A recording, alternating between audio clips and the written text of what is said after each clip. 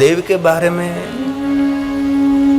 सब कुछ कहा, ऐसा तो हम नहीं कह सकते हैं, परंतु बहुत कुछ कहा है।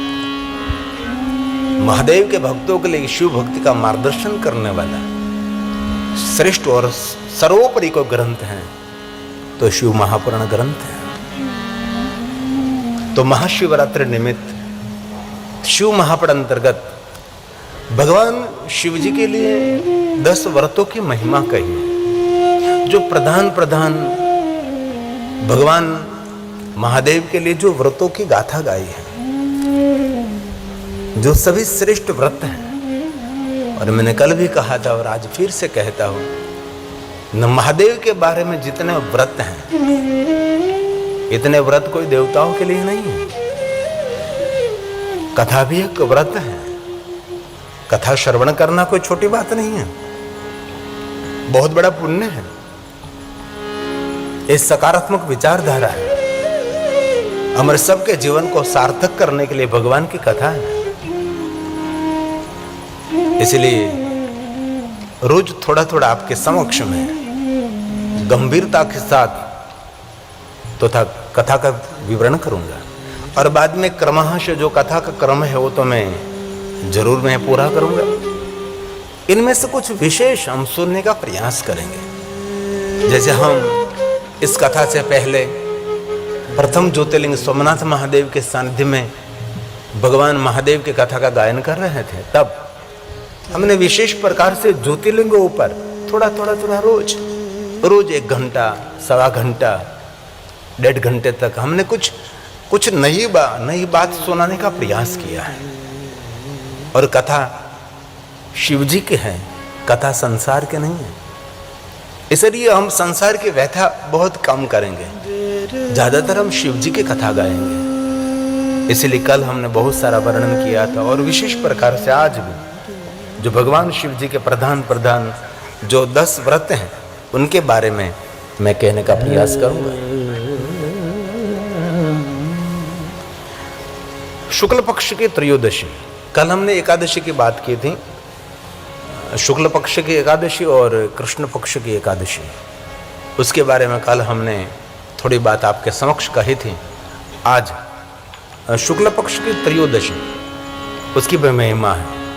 इनमें कहा है महादेव के भक्तों के लिए जो शुक्ल पक्ष की त्रयोदशी आती है, इनमें भगवान शिव जी का पूजन तो विशेष प्रकार से करें, कभी भी भगवान शिव जी की पूजा भी कर सकते हैं, लेकिन शुक्ल पक्ष की जो त्रयोदशी है उस दिन जरूर आप भोजन कर सकते हैं।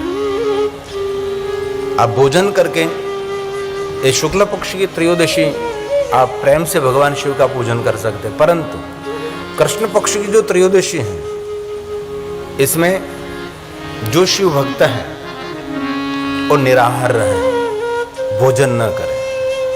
हम सभी जानते हैं कि भगवान महादेव के भक्तों के लिए ये त्रयोदशी श्रेष्ठ है। त्रयोदशी व्रत करे हमेशा, ताके तन नहीं रहे कलेशा। धूप दीप नैवेद्य चढ़ावे, शंकर सन्मुख पाठ सुनावे, तो जन्म जन्म के पाप न चाहे। कृष्ण पक्ष की त्रयोदशी तो करनी ही चाहिए, जिनको हम शिवरात्रि भी कहते हैं। दर मास में जो त्रयोदशी है उनको शिवरात्रि कही जाती है, और 12 मास में एक बार जो आती है उसको महाशिवरात्रि कहते हैं। सभी व्रतों का व्रत ये महाशिवरात्रि है। उनके बारे में जरूर हम विस्तृत थोड़ा समझने का प्रयास करेंगे, लेकिन जो आपको योग्य लगे तो जरूर आपके कल्याण के लिए कृष्ण पक्ष की त्रयोदशी का व्रत करना चाहिए। कैसे व्रत करें, इनमें बहुत सारे मतांतर भी हैं। कृष्ण पक्ष की त्रयोदशी के दिन आप पूरे दिन निराहार रह सकते हैं। अन्न उपवास करने से आरोग्य बनता है। रोज सुबह से लेकर शाम तक खाते रहना वो तो शरीर पर जुल्म है, बहुत बड़ा अत्याचार है। कभी कभी उपवास करें तो आपकी जो जठराग्नि की सिस्टम है वो ठीक से चलेगी। इसलिए हमारे शास्त्रों में व्रतों की बहुत बड़ी महिमा है। इसलिए आप जरूर याद रखिए, कृष्ण पक्ष की त्रयोदशी के दिन हो सके तो आप भोजन न करें, निराहार रहें। आप पूरे दिन भूखे नहीं रह सकते क्योंकि आपका शरीर आपको साथ नहीं दे रहा है, तो फल आहार करें और आपके शरीर को जो योग्य हो थोड़ा सा अल्प आहार करें। और लेकिन त्रयोदशी का व्रत और कुछ भी न कर सके तो त्रयोदशी के दिन विशेष प्रकार से भगवान शिव जी का पूजन करें। पार्थेश्वर महादेव का पूजन कर सकते हो, और आपके आसपास कहीं भी शिवालय है वहां भी जाकर आप विशेष प्रकार से महादेव का पूजन भी कर सकते हो और भगवान महादेव का स्मरण भी कर सकते हो।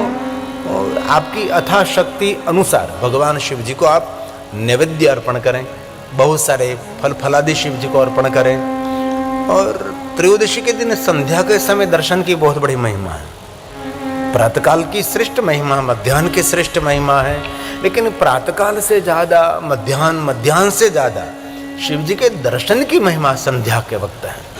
इसलिए थोड़ा सा याद रखना चाहिए, पंचांग घर में रखना चाहिए, अथवा आपके कुल गौर हैं, जो कुल गौर जिनको कहते हैं, हमारे आचार्य जो कुल आचार्य हैं, हमारे जो कर्मकांड हमारे पूजा करते हैं, उनको पूछ लीजिए कि भाई कृष्ण पक्ष की त्रयोदशी किस दिन है। उस दिन विशेष प्रकार से आपके गांव में जो शिवालय है वहां जाकर आप भगवान शिव का पूजन करें। ये कुछ भी आपसे न हो सके तो घर में पार्थेश्वर महादेव का पूजन कर सकते हैं, जो मिट्टी में से भगवान महादेव का शिवलिंग बनाकर अब उसका पूजन करें। कोई कहते हैं कि ये भगवान महादेव का, पार्थेश्वर महादेव पूजन करके तुरंत विसर्जन करना चाहिए। इसमें बहुत सारे विद्वानों का मत है, तुरंत भी विसर्जन कर सकते हैं और शाम के समय भी विसर्जन कर सकते हैं।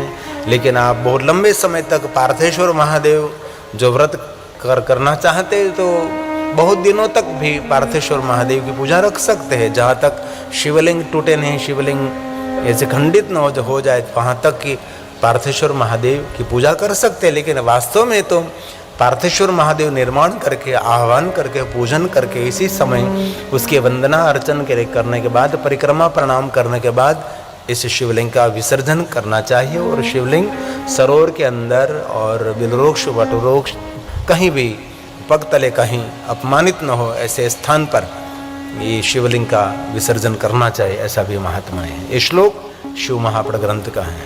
ये भगवान महर्षि वेदव्यास जी की सुंदर रचना है जो त्रयोदशी के बारे में बहुत कुछ कहा है। त्रयोदश्या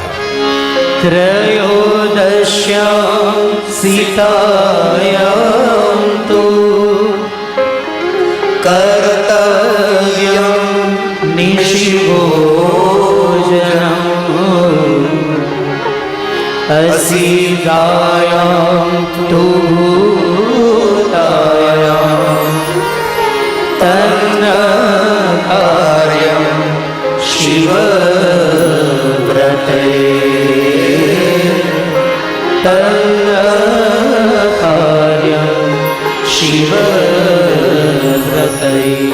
दरेक शिव भक्तों का ये कार्य है, इसलिए त्रयोदशी कभी भूलने नहीं चाहिए।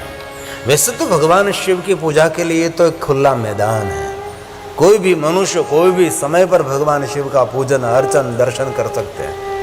और बहुत दिल से एक बात कहना चाहता हूँ, भगवान ने जीवा दी है तो जीवा अगर वर्तते तस्य, इस जीवा पर ईश्वर का नाम रहना चाहिए।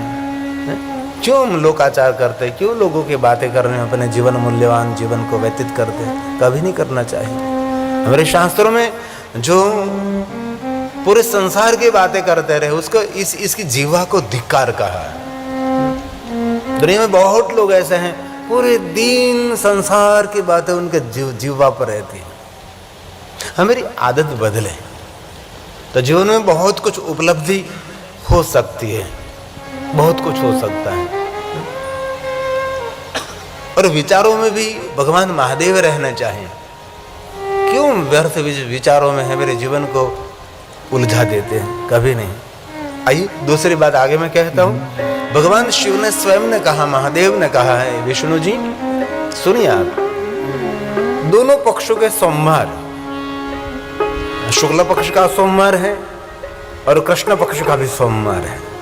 कोई भी सोमवार हो इनमें शिव भक्तों को पूरे दिन निराहार रहना चाहिए और शाम के समय सोमवासरे निशि भोजनम, सोमवार के दिन संध्या के समय भगवान शिव का दर्शन पूजन अर्चन करने के बाद आप भोजन कर सकते हैं। सोमवार के दिन आपका उपवास न हो सके, लेकिन शाम के समय आप भोजन कर सकते हैं। लेकिन आयुर्वेदिक कहता है कि शाम के समय भोजन आपका थोड़ा सा हल्का रहना चाहिए, थोड़ा सा पचने में सही हो ऐसा शाम का भोजन होना चाहिए। सुबह में दोपहर आप कुछ ऐसे जो पचने में बहुत कठिन है ऐसे भोजन कर सकते हैं, लेकिन शाम के समय तो बहुत ध्यान रखना चाहिए। कोई भी व्यक्ति को, जिनकी उम्र बढ़ गई है उनके लिए तो शाम का भोजन बहुत हल्का होना चाहिए, और भोजन हमारा सात्विक होना चाहिए। राजसी भोजन ये ठीक से जीने नहीं देता। तामसी भोजन तो कभी नहीं करना चाहिए, और राक्षसी भोजनों से दूर रहना चाहिए। आजकल लोगों पर दया आती है, बहुत लोग राक्षसी भोजन करते हैं। इतना गंदवाड़ क्यों आप पेट में डालते? वहां जठराग्नि है, वहां भगवान विराजते हैं। ये हमारा मंदिर है, मंदिर की को गंदा कर देते हम। कहीं लोग नहीं खाने जैसा बहुत खाते हैं। भगवान ने खाने के लिए क्या क्या नहीं बनाया, जरा देखिए तो सर। कभी सब्जी मंडी में जाइए तो देखे तो कितनी कितनी सब्जी है, क्या व्यंजन बना सकते हैं आप। अरे कितनी सुंदर व्यवस्था, कितने भोजन बना सकते हैं। हमारे बहुत सारे युवा वर्ग कहाँ खड़े, जो अच्छे लोग, जिनको समाज में हम सूर्ण समाज कहते हैं, सूर्ण समाज के लोग कहाँ, उसके युवान वहां कहाँ बैठे हैं। धिक्कार होना चाहिए, ऐसा कभी नहीं। और कल भी मैंने कहा था, और बहुत सारी कथा में निरंतर मैं कहता रहता हूं कि वर्तमान युग में शुद्ध शाकाहारी रहना श्रेष्ठ तपस्या है। उससे बड़ा कोई तप नहीं है। भले आपसे कोई भी व्रत न हो सके, कोई भी व्रत न हो सके, लेकिन शरीर को गंदा मत करिए आप। जो कि आप सब तो कथा सुनते हैं, आप सबको तो बहुत अच्छे लोग हैं, आप सभी को तो मैं नहीं कहता, लेकिन ये तो ठीक है, लेकिन कान मार, लेकिन बहुत हृदय से मैं कहता हूं, कोई ऐसी वस्तु पेट में नहीं डालनी चाहिए कि जो आपके शरीर को खराब कर दे। आपकी कार खराब होगी तो दूसरी ले सकते हैं आप। आपका टू व्हील खराब हो गया तो दूसरा ले सकते हैं। घर भी खराब हो गया तो घर भी दूसरा बना सकते हैं, लेकिन आत्मा को रहने का घर ये जो खराब हो गया तो दूसरा कहीं बाजार में मिलता नहीं है। एकदम बहुत हृदय से मैं कहता हूँ। इसलिए तम्बाकू, गुटखा, सिगारेट, बीड़ी क्यों पीते हैं, मदिरापान क्यों करते हैं? कभी नहीं। ये भगवान ने दिया हुआ सुंदर तीर्थ है, साधन धाम मोक्ष कर द्वारा पाए न जही परलोक समान। परलोक की यात्रा करने के लिए अवसर है ये शरीर। बहुत हृदय से मैं आपको विनंती करता हूँ, जो कि आप सभी तो अच्छे हैं लोग, लेकिन कोई जो सुन रहा है और कोई मेरी बात चुन ले, इनमें से सुनते सुनते एक व्यक्ति का भी उद्धार हो जाए तो हमने बहुत सारे मंदिरों का जीर्णोद्धार किया हुआ समझना चाहिए। एक व्यक्ति का उद्धार बहुत सारे मंदिरों का जीर्णोद्धार है। इसलिए जीवन को गहराई से समझने की आवश्यकता है। इसलिए सोमवार शुक्ल पक्ष का हो, सोमवार कृष्ण पक्ष का हो, कोई भी सोमवार हो, हर सोमवार महादेव के भक्तों के लिए श्रेष्ठ है। सोमवार की बहुत बड़ी महिमा है, शांति देने वाला है, सुमति देने वाला है। सोमवार कोई सामान्य नहीं है, चंद्र संबंधी है। इस दिन अमृत का प्रभाव रहता है। सोमवार के दिन साक्षात शिव जी का स्वरूप है सोमवार, इसलिए सोमवारों का व्रत भी करना चाहिए। सोमवार के दिन विशेष प्रकार से भगवान महादेव का पूजन अर्चन दर्शन करें। सोमवार के दिन ज्यादातर श्वेत वस्त्र पहनने का प्रयास करें। ये श्वेत वस्त्र शांति देने वाला है। इसमें कॉटन पहनने का प्रयास करें तो मन की बहुत शांति लगेगी आपको। रेशमी वस्त्रों का थोड़ा सा त्याग करें और ऐसे कॉटन वस्त्र पहने तो आपको बहुत अच्छा लगेगा। आपकी मानसिकता, आपकी विचारधारा, आपके रहने कहने, श्वेत वस्त्रों से और कॉटन वस्त्रों से बहुत कुछ अच्छा रहता है शरीर के लिए। ठीक है, कोई फंक्शनों में गए, कोई प्रसंगों में गए, प्रसंगोपात हम कुछ पहन लेते, बात अलग है, लेकिन हमारी रहन सहन थोड़ी सी बदलने की बहुत आवश्यकता है। कथा मतलब कि माला घुमाने के लिए मैं आपको कह रहा हूँ, मैं आपको हिमालय पहाड़ जाने के लिए कह रहा हूँ। कथा का अर्थ है आध्यात्मिक मोटिवेशन, जीवन का परिवर्तन, कोई नया आवर्तन करे, हमारा वर्तन मंगलमय रहे, इसलिए भगवान की कथा है। इसलिए भगवान महर्षि वेद व्यास जी ने कहा सोमवार के दिन निशि भोजनम, भगवान व्यास ने गाया है।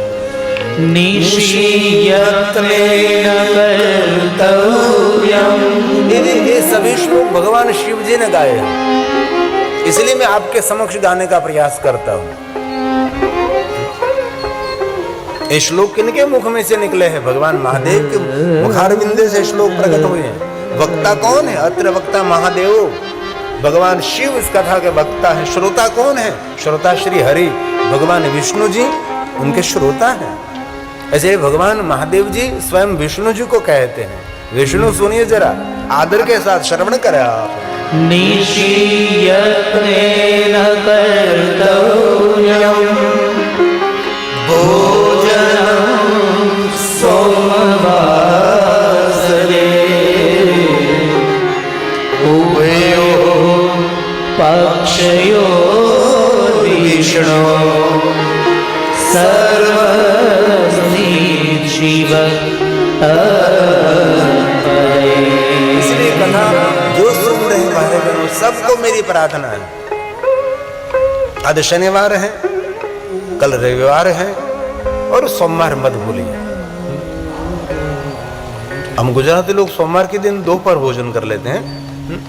अपना गुजराती लोगों सोमवार ने दिवसे बपोरे एकटाणું કરે, ભલે કરી લેવું, એમાં કાંઈ વાંધો દોષ નથી, પણ બપોરે એકટાણું કરી શકો સોમવારને દિવસે। સોમવારનું વ્રત કરવું। શા માટે સોમવારનું વ્રત? સોમવારનું વ્રત કરવાથી આપણું ચિત્ત ભગવાન શિવજીમાં રહે છે। આજે મારો સોમવાર છે, આજે મારો સોમવાર છે।